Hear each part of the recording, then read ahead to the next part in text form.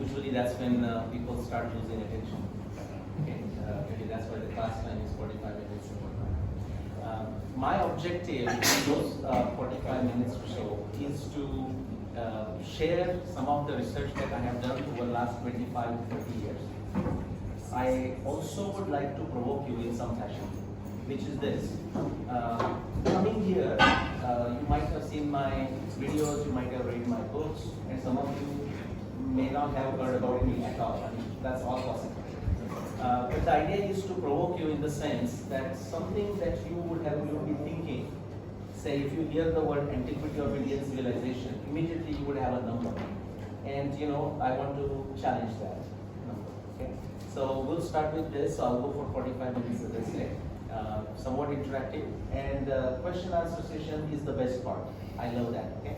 I want you to ask questions, specific, generic questions. But if you think, that doesn't make sense, I'm not convinced about this, okay? You can challenge me. Be ready for being challenged in return, okay?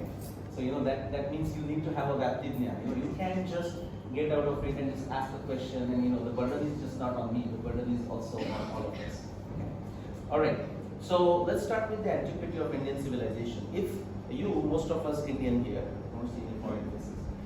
If you go someplace outside or even inside India, and if there is a discussion of Antiquity of Indian civilization, somebody says, so how old is it? I mean, yeah, you're from India or you are Indian. How old is the Indian civilization? And what is the answer that you will give? I just want some of you to throw some answers that you will give that as an answer. Anyone from this side? How old is Indian civilization? 5,000. 5,000. At least 5,000. Okay, that's a very nice qualifying name. Okay, but 5,000. Everyone agrees? That's the number you would have said. How many of you would have said 5,000? Raise your hand. 8,000. Archaeology put 8,000. Okay, all right. So 8,000 is another number. Okay. So 5,000 is a very common number. Okay, and I would say it's an extremely lazy number. Okay, lazy number, or in the language of Bhagavad Gita, a very tamasic number. Why tamasic? Because we don't even care where that number came from. Okay, so now that number exists, we try to give some justification. Maybe the archaeology evidence and so on. All right. So if this is the subject, these are some of the things that most of us would like to know. Okay? For example, how deep, and some people have little patience, So I'm going to give an answer there. This is the case I'm going to make it today. The case I would like to make is that we have evidence-based case assertion for at least, thank you very much, at least 24,000 years plus civilization, the Indian civilization, okay, the evidence-based. How many of you are surprised to hear that number? Very surprised. Very surprised. Thank you. Okay. How many of you are suspicious of that number? Excellent, thank you. Otherwise, where is the fun? Alright. So definitely how deep, that's one thing you want to know. The next question is, how did we figure it out, right? That's the second question. In spite of that, so that's good, and that's very important. But how many of you would also have this question or concern? It says, okay, so fine, it's 5,000 years, 8,000, 10,000, so on. Why bother? From people from sort of, I'm just going to use the word religious side, let's say. They would say, so Bhagavad Gita, Mahabharata, Ramayana, whatever, Vedas. They would say the message is important. The timing doesn't matter. Okay? Now, there are two different things. To some individuals, the timing may not matter, and that's perfectly okay. But if that person generalizes the timing doesn't matter, then they don't know what's going on around in the world. Okay, so there is a context. So fair to say that some people would have that question. So even if we know, even if we can make a case for how old it is, so what? I mean, 5,000, 8,000, 10,000, whatever it is, the message, that's what matters, right? And yeah. And then of course, what's next? So if you have figured this out, are we done? Or is there something more that needs to be done?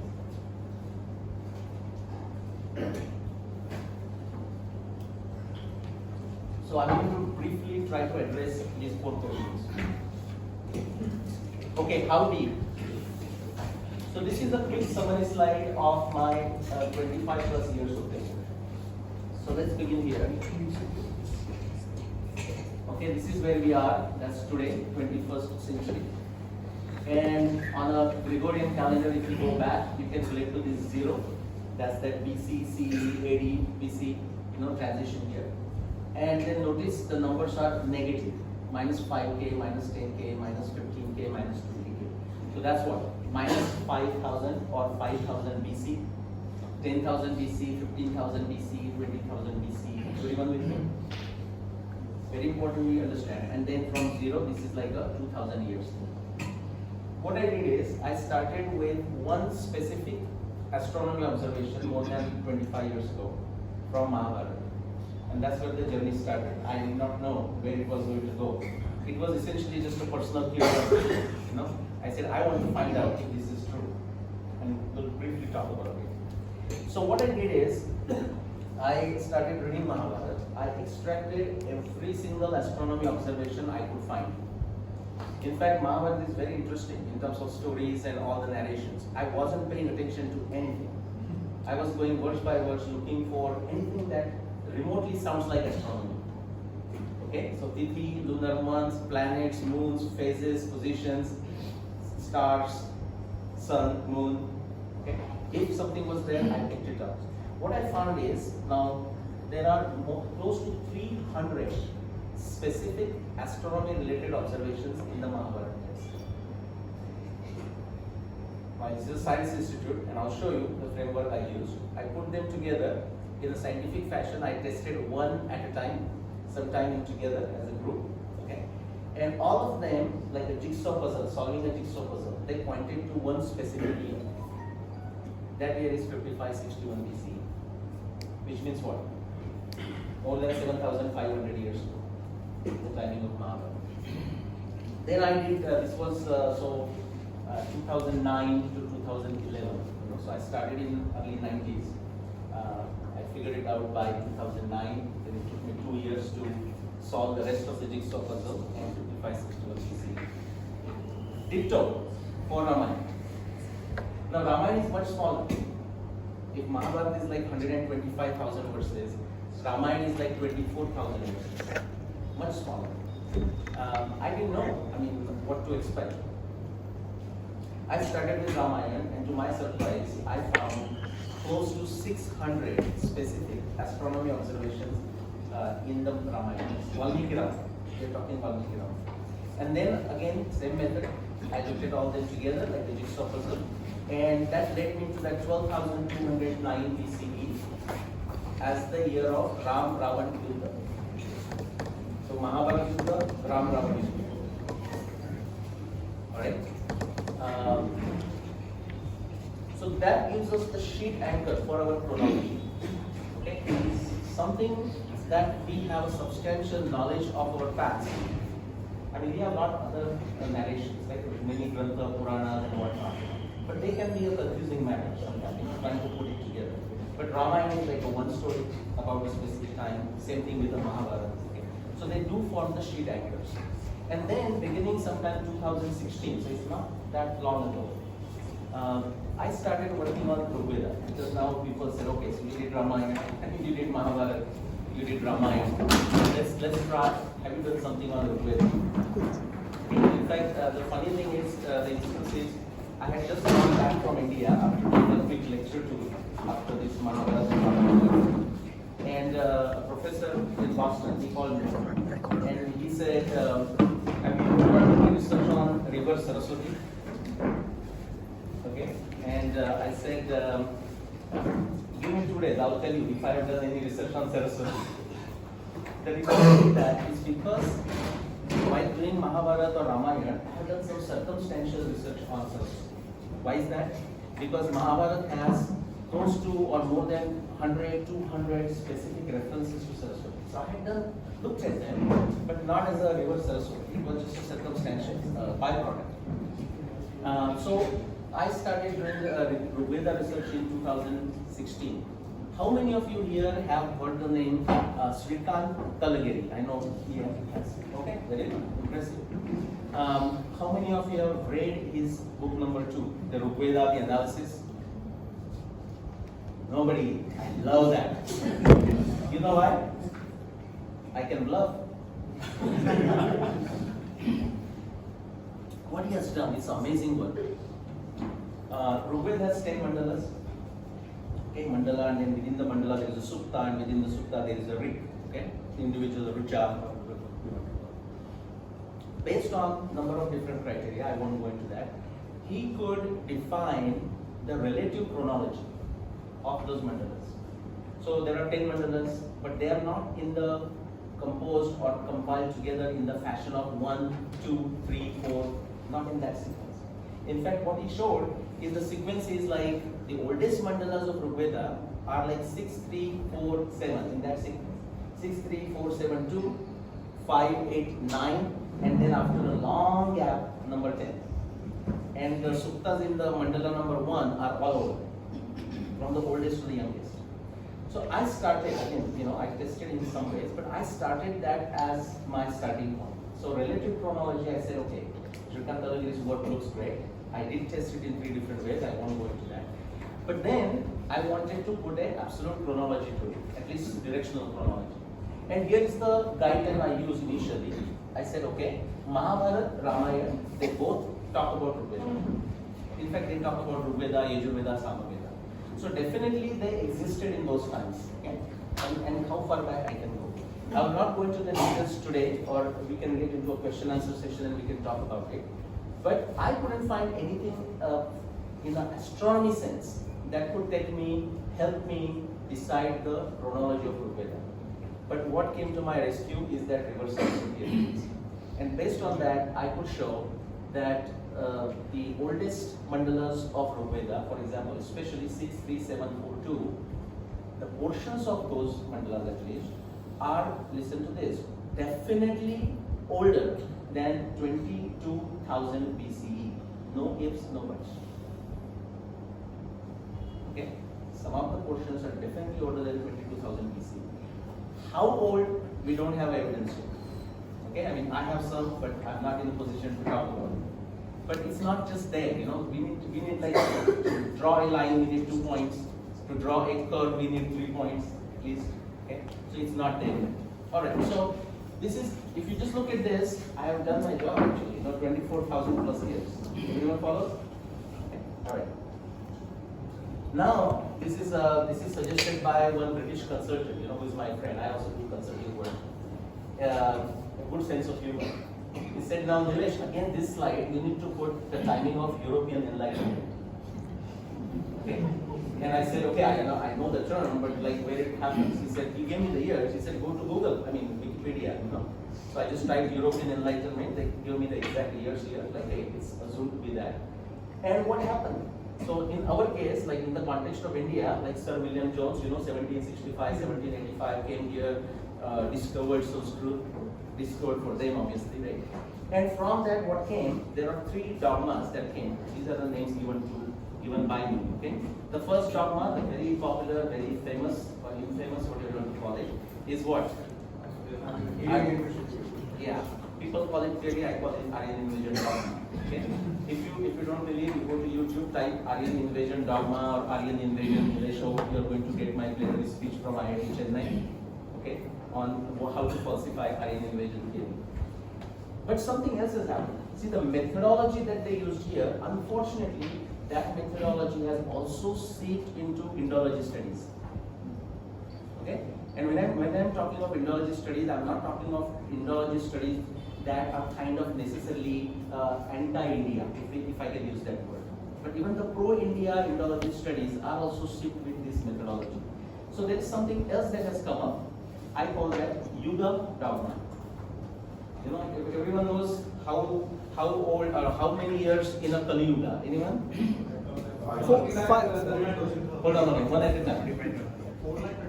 Yeah, 4,32,000. Okay. 4,432,000. Right? Now what happens? That is just one of the many definitions of Kali Yuga. actually one of the many, one of the 30 definitions of Kali Yuga. But we are stuck with that definition. Okay? And we have honestly destroyed our history writing, even with that dogma. So Aryan invasion did a damage, but so did Yuga dogma. Okay? The third one, I call it sort of an Indic dogma. Okay? And most of the Indologists, people, what happens? Look at the timing. They can't go beyond 8000 BC. So I don't have to tell you the names. If you are reading, you will know exactly who they are. Okay, they just cannot seem to go beyond 8000 BC, even if the evidence is right in their face. They will find ways to go around it. Okay? And we can discuss that in question and answers. So, all right.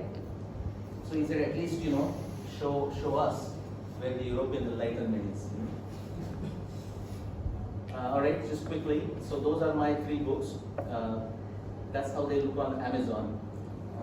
In India, there is a person in Bangalore. He published for India. Same books, same, except for some technical, editorial, publishing reasons, we had to change the name from the historic round to 12,209. So it's exactly same book, no change. And people always ask, so what's next? Like, what am I doing next? So I give this through my lectures. I'm working on a book called The History of Hindu Civilization as a working title. Please, and this is not for you, but if it's being recorded, it goes on social media, YouTube, and I get these emails, it's the best of time. Oh, when is it going to come out? Where is it going to come out? And blah, blah, blah. Don't ask. When it comes out, you will know, and then you go for it. Okay, quickly, do's and don'ts. Again, these are for you, but more they are for the people who may be watching these afterwards. Okay? Do read my blogs. So I have a blog at WordPress, 500 plus different articles. Those are my notes, really the notes to myself, but I decided to make it in public. Being here in engineering, anyone from chemistry, chemical engineering in the crowd? Chemical engineering? Okay. Professor Ravindra Gudi? He's my good buddy. Wangikar is my junior. So I in situ, the reason I was asking chemical engineering or chemistry, in situ reactions, So I love to do the research in situ, meaning literally with people, together, let's do the research together. And we have done on many other areas besides Antiquity. Okay? So books 3, watch 100 plus of YouTube videos, do read, watch them multiple times. Okay? Some of the books must be read multiple times. Critique them brutally, rationally on Amazon, send me an email, write on, if you write a blog, do it, be brutal. Okay, absolutely, as brutal as you can be. Now, please make sure that you use a scientific acumen. We'll talk a little bit about technical logical reasoning. Okay, don't get personal. I mean, that's fine, people do, and I enjoy it, but it's not very useful. Okay? Do write your comments, suggestions on my blog, reviews on Amazon. That's fine. Why I'm saying this? Because if you have a great idea, act on it. Have skin in the game. Do it yourself, guys. Most of the revolutions around the world have come from ordinary people. Most of them are not from their areas of expertise. These are the people coming from outside areas and doing revolutions. Okay. Now the don't offer suggestions to me via email, Facebook, Twitter. Now why do I say that? It's a waste of time. I get 50 to 100 emails. I mean, all I'm doing is highlighting them and deleting them. Not out of arrogance or something, it's just impossible. I'm not able to do anything that I want to do if I just read them. But if you go to my blogs and write a comment, I absolutely will respond to every single thing, every single comment that you make, okay? But it's a push versus pull. Do you guys teach lean engineering here, lean enterprise? No? Yes. And people send this to me. Again, I understand they have their heart is in the right place. They do for the right reason. The problem again is I have to change the email address fast. These people add up like when the Google 15 gigabytes just goes like this, and I have to get another email address. So just do's and don'ts. Okay, how do we figure this out? We are getting to question number 2, point number 2. What is the method? How did I get into 5561 or 12,209 or saying that Rigveda is more than 24,000 years old? Okay, I call this, now this is my term there, Ashtakara Tripti or 8-fold method of solving problems. Okay, So what you have, this should be very familiar to you. In the triangle, what you see, those 5 things are what? Anyone? The theories, evidence, objective testing, inference, and background knowledge. What is it? Together. Scientific method. Absolutely, thank you. 20 brownie points. That's a scientific method. That's the logic of scientific discovery. You have to have those 5 ingredients. Okay? Anyone claiming something scientific, and if he or she does not have an answer to each of those 5, there is a problem. You know there is a problem. Okay? And how do we get to those 5? How do we refine those? Using those 3 points. Vijnana buddhi, scientific acumen. We will talk a little bit about this. Tantra yukti, right? Tantra yukti, the technical ways. What can I do that might solve this problem? Okay? What experiments I need to perform, and so on. And then logic. You will find if you read books on Indology, but in general, it happens in the humanities for some reason more than technical subjects, but it happens everywhere.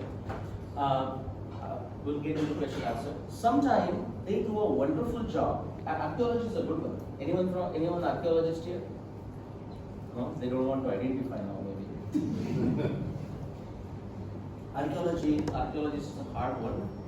They do a great job in terms of collecting evidence. But when they want to put it together and finally draw the conclusion out of it, okay, I don't know if somebody is recording, but I'm very happy to say that when it comes to drawing an inference, repeatedly they are a disaster. They are a royal disaster. How they draw the conclusion, what that data is telling them. So that's why you also need logical reasoning skills.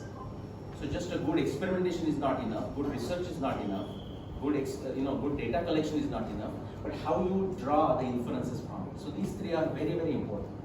Now quickly, just the middle 5 points. So think of these 5.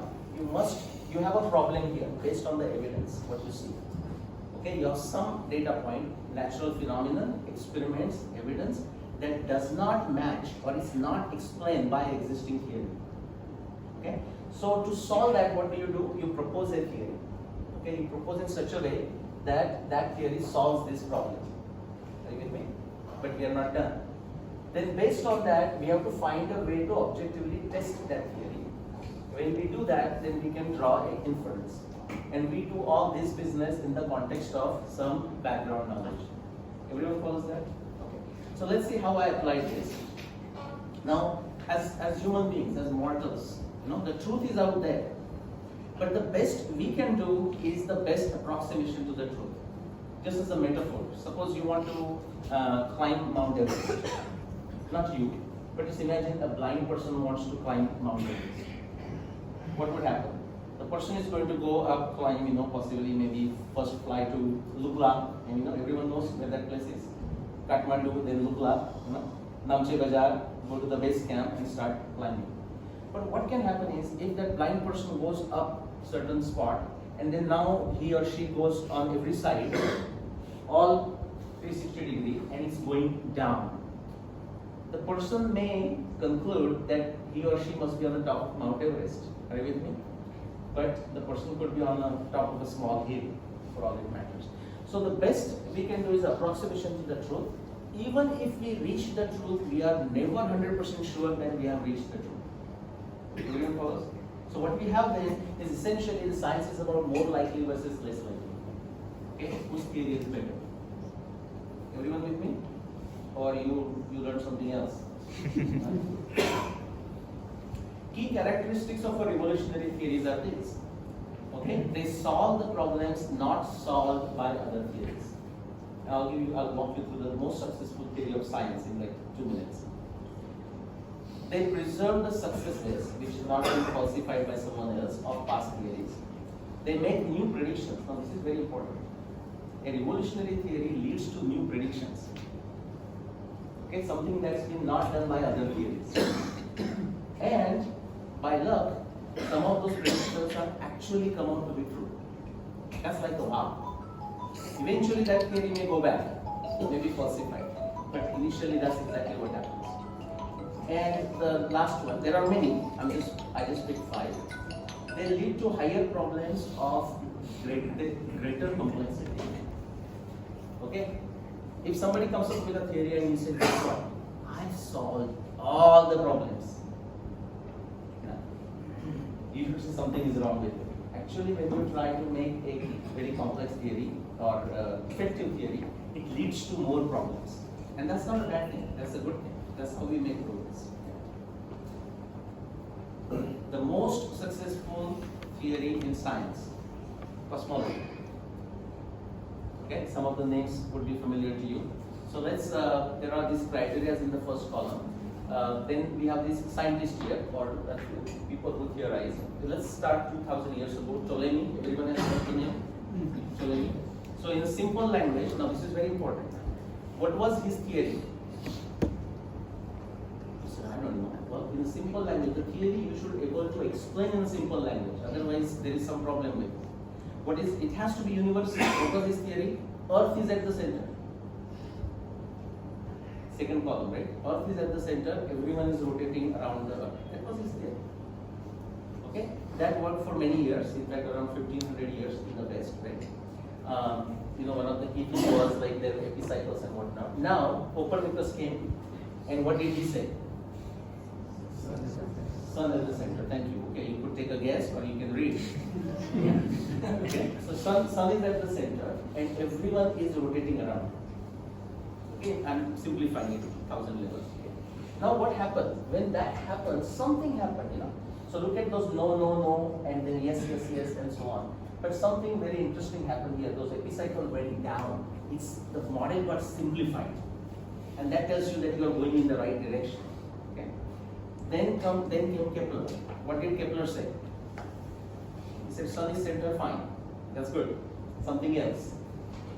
Instead of all the planets going in a circular orbit, they are not going in a circular orbit. They are going in a elliptical orbit. Yeah, you say, what's the big deal? But there's a big deal. Look what happened. All those epicycles were gone.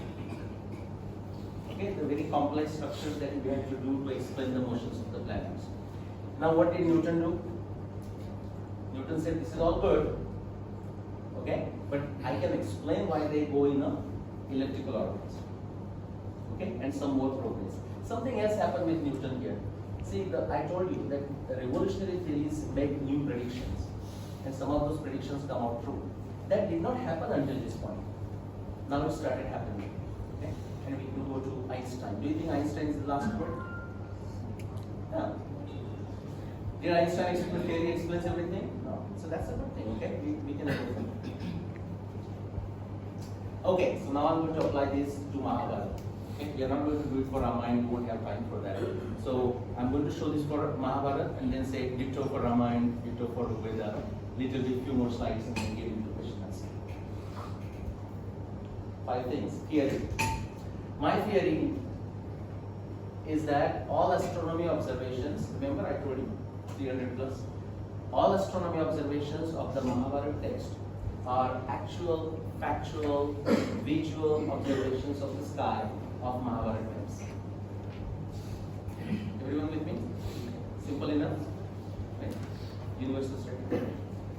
Evidence, I told you, I extracted every single thing on astronomy. Now, this is what Einstein says. It is the theory that describes what we can observe. So, if the theory says we are talking about astronomy observations and physical, visual observation, then we are only going to look at astronomy observations. You follow? That's why when I read Mahabharata text, I wasn't interested in other stories, who is killing who. Okay, none of this, just astronomy observation. Then objective testability, that triangle. Okay, explanation, prediction, testing. Okay, we have to triangulate those together. So can we do that? Is it repeatable? Is it reproducible? Meaning whatever I am claiming, I have claimed in my books or whatever I will claim today. Can you go back home, pull astronomy software or mathematical calculations, and can you reproduce what I am claiming?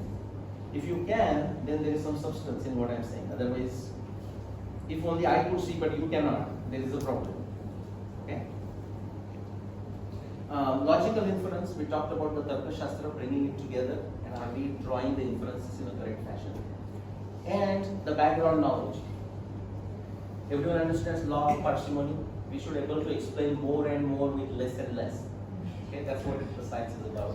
And so what do we need? We need astronomy knowledge and Mahabharata text, nothing else. Okay, we don't need, by the way, don't confuse between astronomy and astrology. Okay, we're not talking astrology. Alright, so I started with Mahabharata text. I extracted every single astronomy reference. They added up to 300 plus. This separation of evidence is one of the principles of scientific activity. Okay, before you jump and go to something, first make sure you separate it in the light of a theory. Alright, and how does this astronomy evidence comes up in Mahabharata text? How many of you have that question? Oh, this astronomy evidence, okay, how does it look? Okay, how does it appear? Well, it comes because Mahabharata is a what? Kavya, it's a poetry, Arsha Kavya. Okay, so naturally the aspects of Kavya are there. So the evidence comes in the form of nimitta, which means signs. Okay, like signs in the sense of you start driving in the morning and a cat walks by, in front of you. That's a kind of a sign, something like that. But here it said, okay, that planet, when the war was going to happen, that planet was there and that planet was doing this, or something of that effect. Upama, like analogies, metaphors, similes, because against Ashokavya. And also it comes in the form of poetic embellishments. For example, when the two fighters, they were fighting, they looked like Mars and Venus fighting at the end of the day. You understand? Something like that. Alright, so you take those astronomy references and I classified them. There are 100 different ways of classifying. Now I classified them in this fashion. Now that's when you need the background knowledge. Okay? So this is how I classified them. These are some of the names of those. Everything in the blue there is essentially the effect due to the precession. How many of you here know what the precession of the Earth's axis or precession of the equinoxes is? Okay? Okay, and who would like to explain what that is? Someone want to take a shot? Actually, due to the combined gravitational effects of Sun and Moon, the Earth's rotational axis points to the different directions of the sky as if a symmetrical top is moving, and then the net effect of that is over a period of few thousands of years, the axis changes its direction and the pole star that we see here from the Earth keeps changing its position in the sky. So, in short, whatever we have pole stars as of now, that is what we call Polaris or Alpha Ursa Minoris, that will slightly start moving away from the rotational axis of the Earth, and eventually it will start point to some other star like Deneb or Vega, some other, which is near that circle of the. So because of that phenomenon, the Earth's axis is inclined. Okay, the pole star will change, but even the month, lunar month, everyone knows Indian months like Chaitra, Vaishak, all that. Which season they occur, that will also shift. Every 2000 years, the lunar month shifts with respect to season by one month. Every 2000 years, okay, and many other phenomena, the relative positions of the star, a lot of things. Now this takes 26,000 years to complete one cycle. So it's a long-term phenomenon, 26,000 years to complete at 360 degree. So that's a very interesting phenomenon. So that falls into this one case. And the second one is short-term phenomenon, like phases of the moon, positions of the moon, like they're changing every day. Position of the sun. Its sun is going through every position in what, 1 year, and so on. Okay, this is a short-term phenomenon, near Earth phenomenon. And so while that tells us where to search, the long term, okay, this one tells you what to search for. Okay, solving that jigsaw puzzle that I talked about. Okay, now this is going to help me here. Sometimes I struggle if it's not IIT or other places. How many of you are familiar with the vernier caliper? You have seen it, IIT or otherwise, right? So what do? You want to measure the diameter, say like some dimension, like say diameter of the ring or something like this, okay? So you're going to place it right here, yeah, or here, depending on what the object is. And what do? On this main scale, you take an approximate reading. Everyone fair? Okay? Approximately right, okay? That's what you get it here. And then on this secondary scale, I have expanded it here. You try to see which line matches which one, do some quick calculations, right? And it tells you the exact number, right? So 2.3829 something, whatever inches or centimeters. Now, would you agree that if I make a blunder in holding the object here right or here, it doesn't matter how wonderful I take a reading on the secondary scale, I'm going to get answer which is what? Precise and wrong. Do you agree? Right? If I don't hold the object first in the right place, I'm going to get it wrong. So what happens if nobody pays attention to these observations from the Mahabharata text, which are going to tell you approximate region where you must look for the year of the Mahabharata war? Guess what? No matter what you do here, you are going to get it precise and wrong. Okay. Let's see what happens. Okay, so we are going to look at those blue evidence, getting it approximately right. Let's start here. 21st century, that's today. And this is the observation that I came across when I just finished my master's in chemical engineering in Canada, and had some time, before I get my graduation, a couple of months. So I said, okay, enough of engineering. So I went to Rutherford Library and said, let's see what I can find. Ran into the Maharaka Oriental, critical edition of Mahabharata. I was studying Bhagavad Gita just for my own interest. I said, okay, let's see where is Bhagavad Gita in the Mahabharata. We knew it is there, right? So started with Vishnu Parva, and before I could get to the Bhagavad Gita, suddenly I'm just reading astronomy. If you read chapter 1, 2, 3, it's astronomy, astronomy, astronomy. Okay, I said, what is this going on? And that's how my journey began. There is one specific observation. I'm not going to walk you through what that is because I have like at least 10 plus videos out there. Okay, I'm going to quickly just tell you the conclusion of it.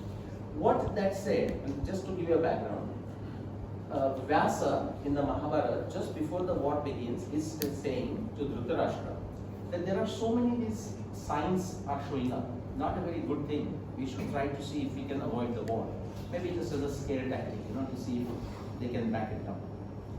And in that he says, Yachaisha Visuta Rajas Trailokya Sadhu Sammata Arundhati Taya Pesha Vasishta Prushtata. Everyone in IIT understands what I said, right? So he says, my dear king, the very famous Arundhati, at this time, it has put Vasishta behind, her husband Vasishta behind, She's walking ahead of Vasishta. Now, these are astronomical terms, not the one lady walking around being Saptashati or Saptapadi or whatever. So that is well known, that is astronomy reference. But what's the big deal? For 100 plus, actually 300 plus years at least, we know people are struggling with that reference. P.V. Kane, if you heard the name, P.V. Kane, he said this is impossible in the very order of nature, astronomically speaking. It's just not possible. So somebody must have inserted something. And we have many other people saying those statements. What I thought, I didn't have an answer in 1995, but I thought, what could be the Vyasa's motivation to insert something that doesn't make sense? I mean, if he wants to do it, he can get away with something that will work on both sides. It's doable. And so I said, what if this is true, what he said? And then actually naively I thought, because I knew Arundhati Vasishta, the Saptashi, 2 stars in Saptashi. I thought, okay, this is a weekend job. I should have supposed to finish it in the weekend. Then it took me 15 years, from 1995 to 2009. But what it showed is amazing. It said, actually, astronomically, you can show that there is a time when Arundhati, as seen from the earth, would be seen as walking ahead of Vasishta. And that happens only, pay attention now, because for inferencing it's important. It happens only before 4508 BCE. And it happens only after 11,091 BCE. Okay, so I have evidence, Arundhati is walking ahead of Vasishta. I objectively tested it and showed that it happens only during this interval. So remember that triangle, explanation, prediction, okay, and a testing. So I did the testing. So what should be my prediction? Because this was happening at the time of the Mahabharata war. So if that is true, then the Mahabharata war must have happened between this interval. You follow? Everyone follows? Okay. So that's just one. So this is how the help comes. So I won't tell you the name of the person, not a secret or anything. So what he did very recently, like this year, he looked at the very recent refined Hubble telescope data like JPL, Jet Propulsion Laboratory data, and he repeated what I was doing, and he said, actually, using the more precise data, I had used some software, mathematical hand calculation. That interval is even a tighter one. So that goes from those 2 days. So it's in between. Yeah. So that's a good one. Now the date that I claimed in 2011, originally claimed by another individual. If you have heard the name Dr. P.V. Vartak. How many of you have heard the name P.V. Vartak? Okay. Many years ago, to 1980s. Okay. So 5561 BCE, and we can get to Q&A and I'll tell you what's the difference between Vartak and me. Okay. But he exactly gave that date, that year. But there are many others who have given different dates. So that does fall into it. Now, this is also very interesting. Remember I told you, if it's a revolutionary theory, it should lead to new predictions. So based on that, I came up with 5561 BCE, but I had a problem. Because all the Mahabharata researchers were saying the duration of Bhishma, everyone remembers the story? The Bhishma fell down on the 10th day of the war, and then he was lying on the Sharashaya, the bed of arrows. And he was there for how long? Until the day of winter solstice, Uttaraya. That duration, people had guessed or estimated different, but that duration was never bigger than 58 days or 60 days. Okay? For my 5561, if I just go 58 days, there was no winter solstice. So I said, okay, I got a problem. So maybe Arundhati Vasishtha is right, everything else is matching, but Bhishma Nirvana is not matching.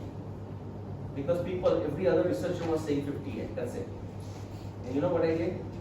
I said, let me go back to Mahabharata text. If what I have done so far, and I have done a lot of work, if that's correct, this is the Shraddha. You understand the word Shraddha? Reverence. Okay, don't confuse between Shraddha and Andhashraddha. In fact, they are not different. Shraddha is Andhashraddha. Okay, there is a saying, if you have an experience, you don't need faith. Okay, but Shraddha means what? I mean, how many of you think Einstein is a great guy? How many of you think Einstein is an amazing fellow? Okay, now tell me, I have read Einstein, okay, or his work. How many of you actually read what Einstein did? Not really. Well, but you say, oh yeah, I think he's an amazing guy. That's Shraddha, okay? That's also on the Shraddha, so no difference. So I started reading at the Mahabharata, and to my amazement, but I had this Shraddha. I said, if everything that I have done until this minute is correct, then I want, cow giving a milk. I want Mahabharata to give me evidence for my date, show me that duration. Actually, it did. I read it 3-4 times, but this is the evidence I'm presenting it to you. And what it showed is that actually there is evidence to Mahabharata that Bhishma was definitely there on the bed of arrows for more than 92 or 95 days, and not 58. Okay, I'm just going to show you the evidence actually, and just because this is simple, no astronomy here. Everyone knows he fell down on the 10th day of the war, and war lasted for 18 days. So by the time war is over, Bhishma is lying on the bed of arrows for 9 nights. Everyone with me? So that's that number 9. Then this verse, okay? Now how many of you here understand Sanskrit? I cannot bluff. Okay. Alright. So you look at the last one quickly. So after all the Preta Kriya is done, they went to the bank of Ganga, and it says Shaucham whatever Yashate Masam Ekam Bahipura. The important one is Masam Ekam Bahipura. They lived on the bank of Ganga outside the city for 1 month. Okay? Now I just took the most conservative fashion that as a 27 days. Okay? The sidereal lunar month. In reality it could be 30 days. Then what happened? They came back to Hastinapur. Yudhishthir was coronated, Rajabhishek ho gaya. Then he assigned the offices, he assigned the palaces, and Krishna said, now we need to go somewhere. And Yudhishthir says, where? And he says, well, we need to go to Bhishma. Bhishma is waiting for you. That day, so remember, 9 plus 27 plus X. You follow what I'm saying? Sometime as well. On this day, the first day that they met Bhishma, after all this, Krishna says to Bhishma, Panchashatam Shatcha Kuru Pravira Shesham Dinanam Tavajivitasya. You have 56 more days to live. Everyone follows? So that's 9 plus 27 plus x plus 56, that's 92 plus x is equal to 56. Okay? And if this was not enough, you can read, go and these references, they all support that 92 plus or 95 plus day timeline. Now this is very interesting, okay? So I'm going to show you something else. How many of you, again, you don't need a knowledge of Marathi, but how many of you can read Marathi, or good number of you, okay? Or Hindi, you know. This is a book by a famous Marathi author, Marathi people would know it, Gonida. It's a book on Mahabharata, but nothing to do with chronology. And he's not interested in chronology. He's talking about the wonderful narration of Mahabharata. That book, I mean, I didn't know that, I hadn't read it, but that book, actually those highlighted one, you know, whatever I just told you, he refers to those. So even that book is making a case for that 95 days, Bhishma on the bed of arrows for 95 days. You can go and read and verify for yourself. Okay? Now why am I showing you this? Because a book that is written which doesn't care for the chronology of Mahabharata knows about the 95 plus days of Bhishma on the bed of arrows. And we have close to 130 plus different Mahabharata researchers working on the dating of Mahabharata, and none of them, except yours truly, figured out that Bhishma was on the bed of arrows for more than 92 days. Okay, we are not going to analyze it, but something food for thought. Okay. So what happens if you take that Bhishma Nirvana, something very amazing. These are independent. Arundhati Vasishtha did something, but now this Bhishma Nirvana by itself, forget Arundhati Vasishtha for a minute, it also gives you that boundary. Mahabharata war is not possible before 7000 BC, it's not possible after 4700 BC. I'm not going to go into the technical astronomy arguments, they are in my book. Okay. If you take that Bhishma Nirvana evidence and you combine with the moon evidence, the phases and positions of the moon through the 18 days of the war, okay? So it's here, you know, and it's in my books and it's in my blogs and whatnot. You can actually go there and look at those specific references in the Mahabharata text. All they lead together to another title limit. It has to happen during that time. Okay, this is a business school, at least we are in a business school building, right? So when you talk about mergers, acquisitions, have you heard the term poison pill? Okay, or in building a good business moat, like Warren Buffett will talk about the moat all the time. What is your moat, right? That protects your business. Think of this, these are all moats for that 5561 claim. Okay, so people, something outside everything that we are discussing here instantaneously falsifies that claim. Everyone follows? Yes? And then if we can refine it, then further, I'll not go into that, it gives you a further very sharp boundary of 1600 years. They go from here 5525 BCE to 6722 BCE. Nothing before, nothing after. These brackets, Professor, are by different researchers, or you have Me. So you went on? Yes. So, I mean, this is my original research, yes. Okay. So these brackets came as you went on studying into? Yes. I mean, at any point, it could have surprised me, you understand? At any point, I mean, what if something gives me a bracket here? In fact, I'll show you, not my bracket, but I'll show you. Okay. Great question. Everyone understands what his question is? Okay. So this is like a note. Now, against this,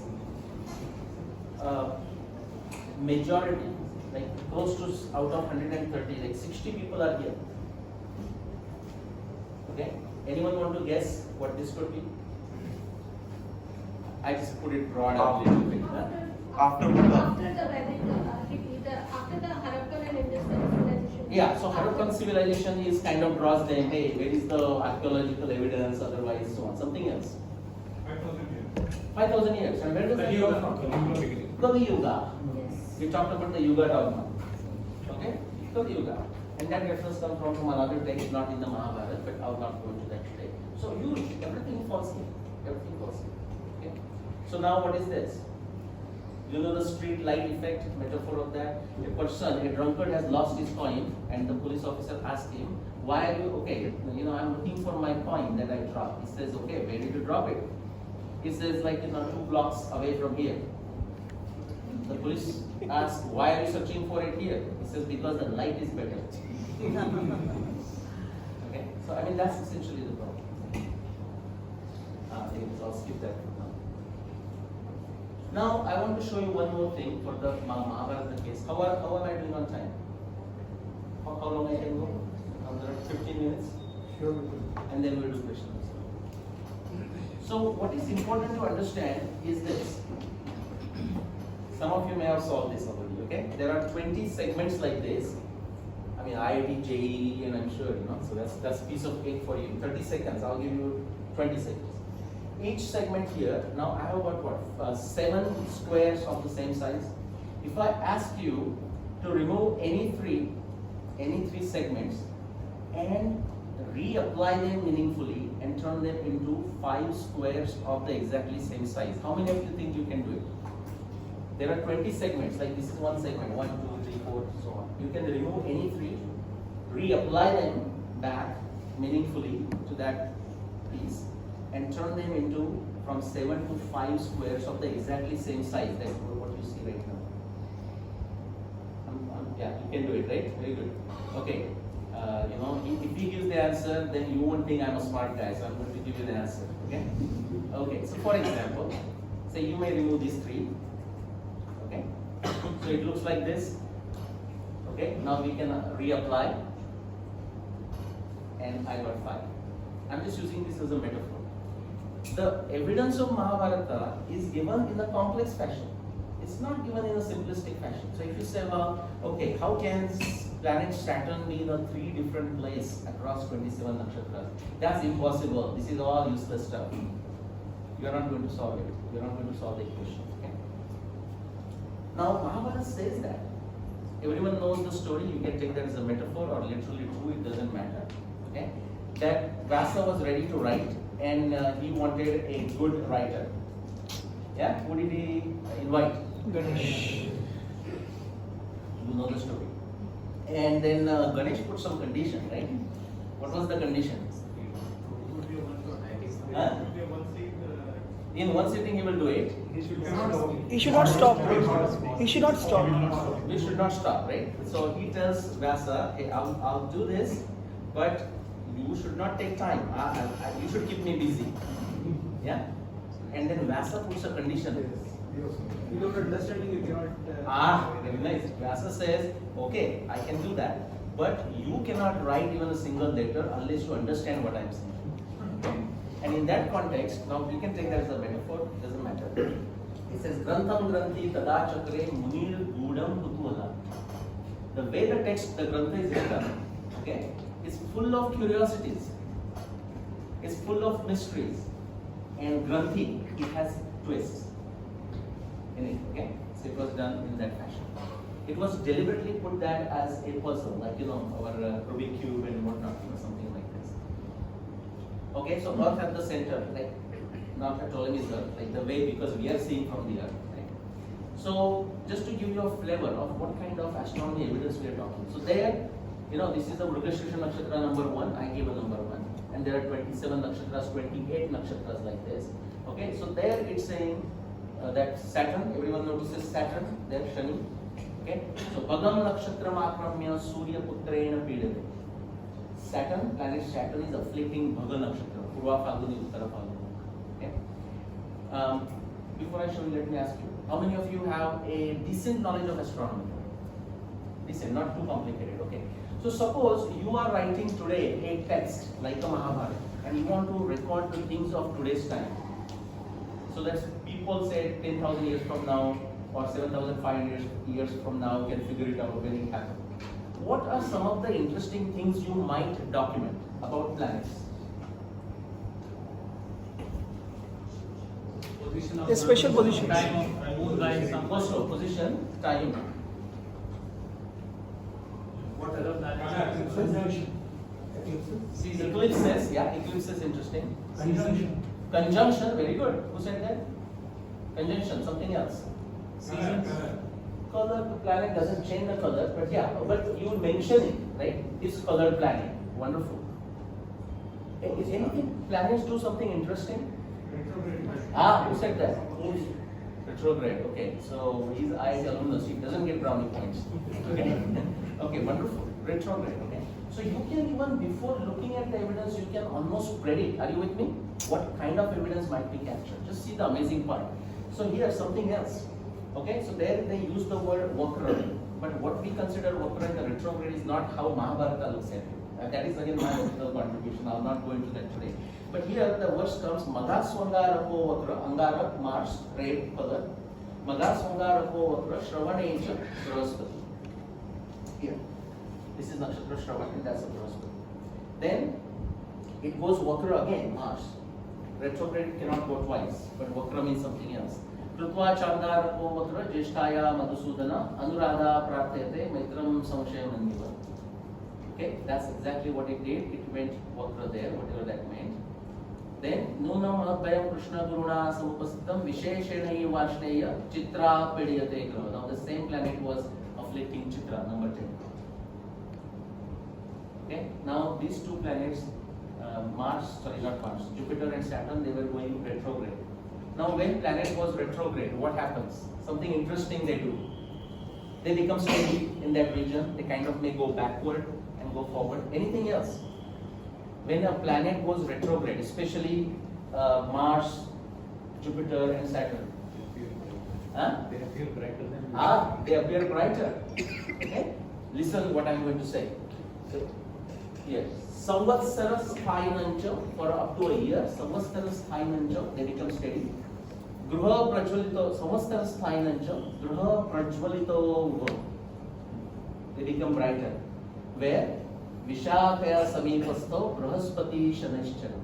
Brahaspati Shanaischara. Okay, now pay attention. So that's retrograde. So I'm just going to put a R there. If you go here, Rohini Pidayatevo, okay, Ubaucha Shashi Bhaskaro. Shashi Bhaskaro. Sun and moon together were afflicting Nakshatra Rohini. Prajapatyam cha nakshatram, Grahatikshna Mahadyati, Shanaishchara Pidayati, Pidayan Pranibodhikam. Nakshatra Prajapati was being afflicted by Saturn. The Nakshatra Prajapati is Rohini. Okay? And on, I'll give you a couple more. Here, now this is Mars going retrograde. Dhruvam Prajvalitam Ghoram. Listen, Prajvalitam Ghoram. Two adjectives. Anyone knows something about the retrograde of Mars? They all become brighter, but Mars become extraordinarily bright in comparison to Saturn or Jupiter. That is captured. Otherwise it was Prajvalito, no? Prajvalitam Ghoram. Apasamvya Pravardute, Chitra Swatyantare Chaiva Dishtita Parusha. Between Chitra and Swati. I'm going to go fast through this. My point is, the astronomy observations are that specific. Okay? In fact, how many of you have heard Lokmanya Tilak's name and his work on Orion and all that? Or Shankar Balakrishna Dikshit or Nilesh Shastri? More than 125 years ago, just purely based on this planetary system, they had, Shankar Balakrishna Dikshit and Nilesh Shastri, they had estimated the timing of Mahabharata war to be between 5000 and 6000 BC. More than 125 years ago. But just like Aristarchus, he said sun is in the center, but he did not have other evidence to support it, so people said he's a madcap. Okay, something similar happened. It was there even more than 125 years ago. Okay, so conjunctions, thank you, whoever said that. Lots of conjunctions, many. In fact, it just adds up to like 35 plus. So quickly, just to summarize this. Okay, so we start with this defining the interval, then we make it narrow, then look at the planetary observations, eclipses, seasons, chronology, tithis, lunar months, and takes you to 55, 60 BC. Okay, so these really help you to get it faster here. Everyone knows linear programming optimization. Okay, so the nodes help. But if you don't have them, the Karmarkar algorithm, right? If you don't have it, it's like circular, you can still get there, it may take long. So please help. The conflicting observation, I'll skip through this and we get into Q&A. Okay, so now there are some observations, astronomy observations, that in Mahabharata texts that do not match for my date. So how many of you think, come on, then what's the point of your claim? How many of you think based on that? No, please be honest, raise your hand. Okay, alright. Have you watched tennis match? Yes. Okay, so Federer or whoever the top star these days versus somebody else, right? So let's use Federer. Federer versus somebody else. And the final score, best of 5, is 6-0, 6-0, 6-0. So we say, okay, Federer is the winner. But do you still agree that there might be some aces, the points made by the other player against Federer? Yes? Okay, so that's happened. Now what could be the causes for this? Anyone? In the case of Mahabharata, what could be the causes for some observations which may not match the remaining 300? Prakshipta. There are all kinds of errors that can get entered into our text. I'm not saying that therefore they are errors, I'm saying that's a possibility. What I would rather prefer is instead of saying those are errors, I would say 6-1, 6-1, 6-0. Alright, something like this. Everyone follows? Actually it is used in science. The term that is used is truth likeness score or verisimilitude score. Okay, the observations that agree versus the observations that do not agree. Quick summary, I'll go through that. I just did this. Now, all I showed you guys, and just a highlight of it honestly, is this astronomy. Okay, what I also showed, and there are some other YouTube videos, and I would encourage you to watch those, that there is evidence now supporting that 5561 BC from all these various fields.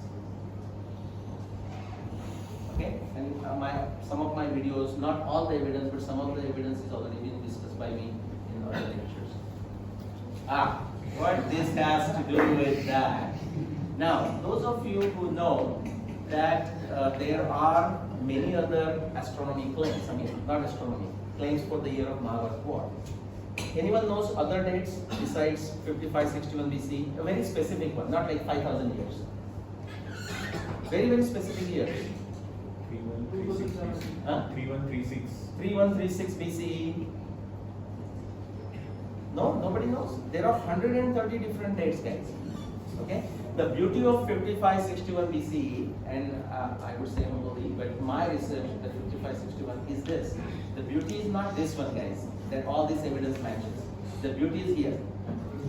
Okay? These all other researchers with all their different dates, in spite of their contradiction within their claim, contradiction between their claims, have come together.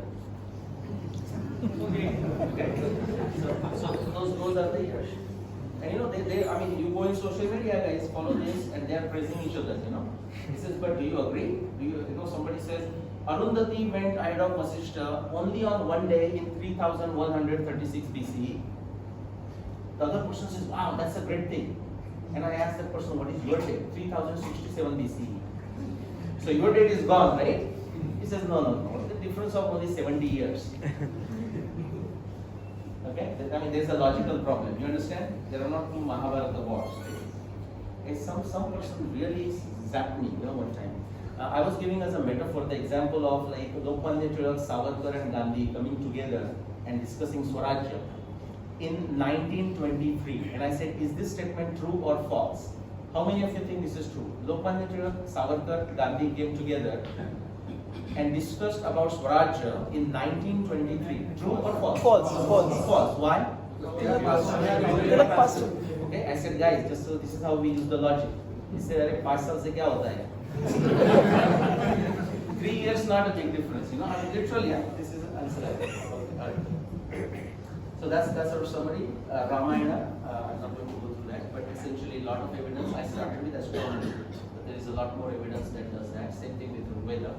No astronomy in Rigveda. I mean, there is astronomy in Rigveda. It did not at least help me determine the time. So the evidence came from mostly 2 areas. Mostly is the river evidence, like hydrology, Saraswati, Yamuna, Ganga, and whatnot. Geology evidence. And the another one came from the genealogy of the kings and sages. Okay, there are genealogy, so that helped me.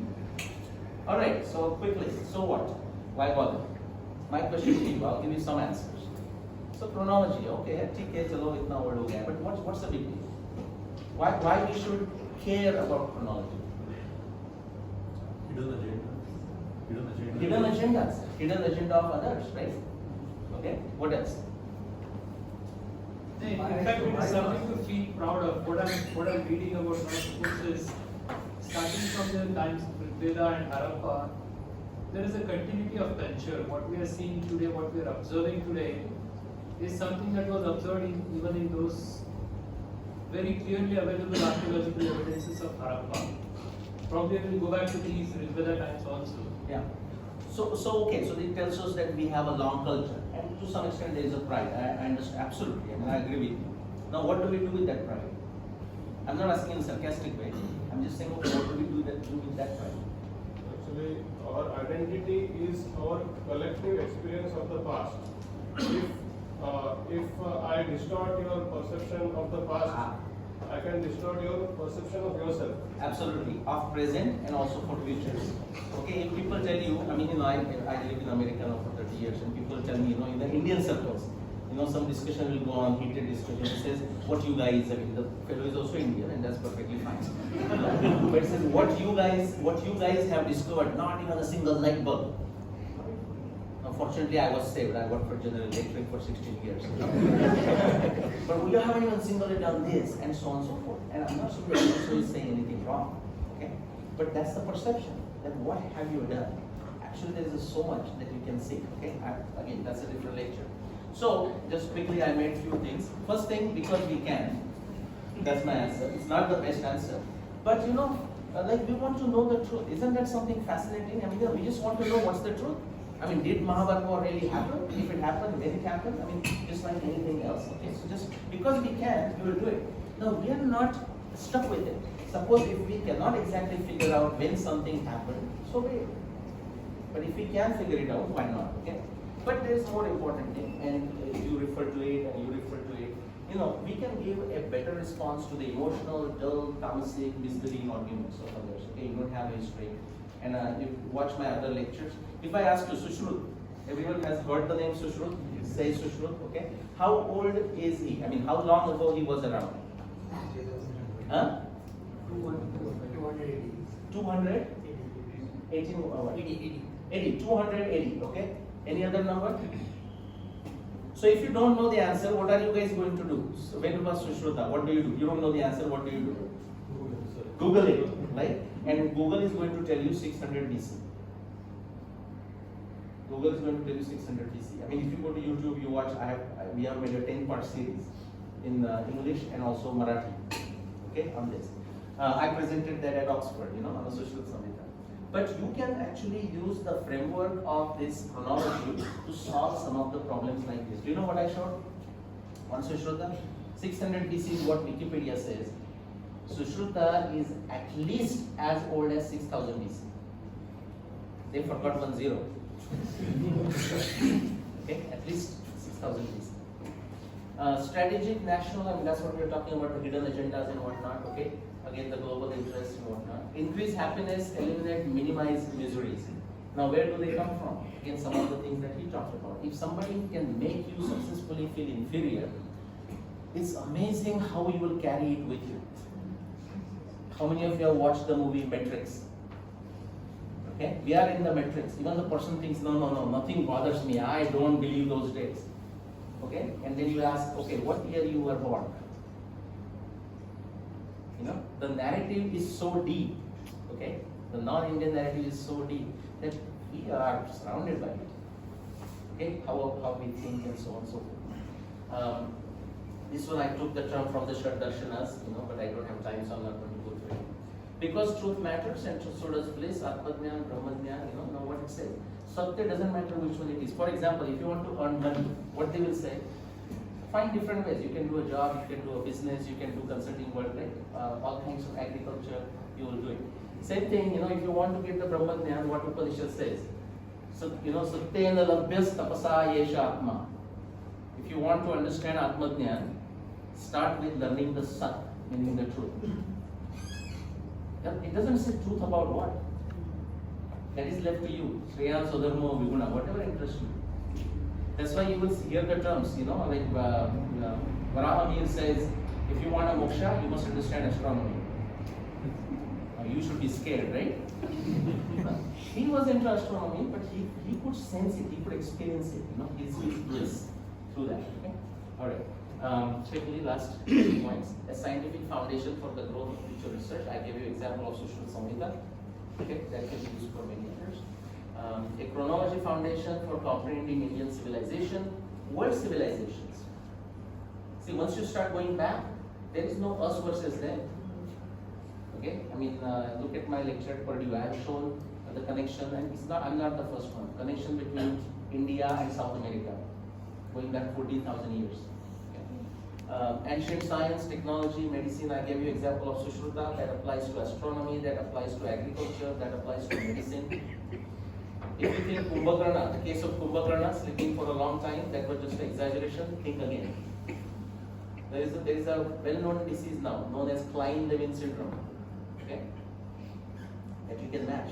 And the current best treatment for Klein-Levin syndrome is exactly what Ravana administered to Kumbhakarna. If you read Valmiki Ramayana. So essentially 14,000 years, and we haven't made much progress on Klein-Levin syndrome. What's next? Okay, very important. So what happens when somebody like me, and there are many others, I'm just a small guy, when they do the research like this, we all get excited, and rightfully so. So that's when I get these emails. कि आप अभी ना इस पे ऊपर काम करना चाहिए. Okay, so that is one. Okay, it's a killer. The second one is and that's a good one. I mean, it's positive. I'm not criticizing it, but that's a Thomas, right? I mean, you do it. Kind of. The second one is, and which is very nice. I mean, feel good. He says, sir, just like you did it, I also want to do something similar, which is great, right? So I was also novice. I said, sure, and I will give them literally a problem. I mean, here Samir, worked with that, and so he knows. I will give a problem. Okay, so what is your interest? I don't know. Give me something, I'll work. So I give something. Here's almost ready. Okay, just write about it. And then the people start thinking, this guy gave this thing so easily to me. It must not be important. Okay. And then if they go further, then the problem is they say, so that's good. Now where do I start? I said, okay, read these 3 books. The person may not read, so sir, reads it, okay. So sir, I thought actually I'll do it in 6 months, but now, with my job and all that, I mean, these are all genuine things. But what is happening is, I mean, if you're asking somebody to say now which button to press, and yes, this is not how the original research takes place. The Star Trek analogy, you are going where no man has gone before. Okay? So, but very interesting. So my suggestion to you is, I mean, if this inspires you, excites you in some ways, start with that self-study and self-exposition. Swadhyaya pravachanacha. That's the message of the Upanishad. Uttishta jagrata prapya vara nibodhata. Get up, guys. Stand up. Shurasya dhara nishita duratya. If you get excited, this is fun, I want to also do something. That's a great spirit. Okay? But be ready to commit. Now, initially I never used to say that. Now I say it. He says, sir, so what do you think? How long will it take? I said, at least 15 years with no guarantee of success. That's all I know, right? I don't know any better. There is no guarantee of success. He says, thank you very much for telling me. And then I never hear. Okay, so if you want to start somewhere, again, I'm not giving you this advice, but some people think it's a plug and play. Buy a latest Apple computer and put the power in, 2 hours fully charged, you start using it. It's nothing like this if there is a problem, right? You have to actually, get possessed by this. Okay? In fact, when I published my first book, you know what the one person asked me, like my good friend from here, I went to Parley College, Tata College. So he called me, he's in New Jersey. He called me, hey, I heard you published on Mahabharata. And then he said, hey, is it okay to tell my other friends that you are my friend? People worry, right? Don't want to associate with nuts. Okay? So just expect that if you want to get into a research of this kind. So you have to read voraciously. I mean, I just by love or something, I read everything that I could find. And I lived in a village for first 15 years, no electricity, no nothing. But I was the only person essentially, who read Maharashtra Times, the Marathi newspaper, right from the top left-hand corner to the bottom right-hand corner of the last page. like the advertisement of a Zai Kazal or whatever it is, to the last one, you know, in Marathi, He Patra Sri Ranganathan Yani Prasiddha Kele, whatever it is. I used to read everything I found. I mean, you have to find what works for you. Okay, if you want to explore further with my work, you can go to the blog. You want to contribute, you can go to the Patreon, and you tell me how much time we can use. But time for questions and objections. Thank you.